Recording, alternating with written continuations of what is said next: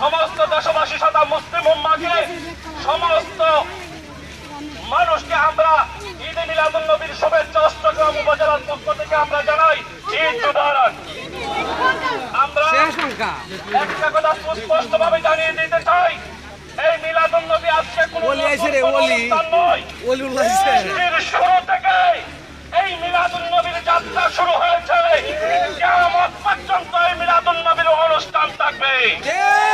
আমরা একটা জিনিস লক্ষ্য করছি, আমরা উপজেলা প্রশাসনের মাধ্যমে আমরা বর্তমান তত্ত্বাবধায়ক সরকারকে জানিয়ে দিতে চাই, গতকালকে আমরা একটা জিনিস দেখেছি, চাঁদ কমিটি বসেছে।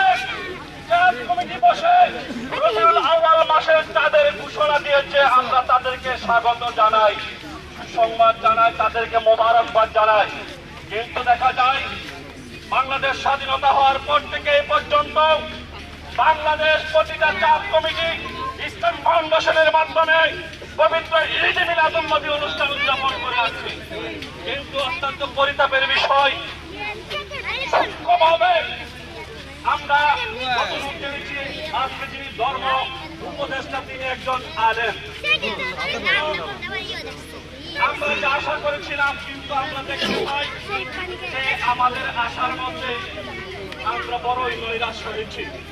ঈদে মিলাদুন নবী যেখানে ইসলামী ফাউন্ডেশনের প্রেক্ষাপটে ইসলামী ফাউন্ডেশনের এই প্রজ্ঞাপন জারির মাধ্যমে জানিয়ে দেওয়া হতো বিশ্ববাসীকে, বাংলাদেশিকে, যে আগামী ১১ তারিখ পবিত্র ঈদে মিলাদুন নবী। কিন্তু অত্যন্ত পরিতাপের বিষয়, প্রজ্ঞাপনের মধ্যে ঈদে মিলাদুন নবী এই শব্দটা কেটে দিয়ে সূক্ষ্মভাবে সেখানে শুধু মিলাদুন নবী বসিয়ে দেওয়া হয়েছে।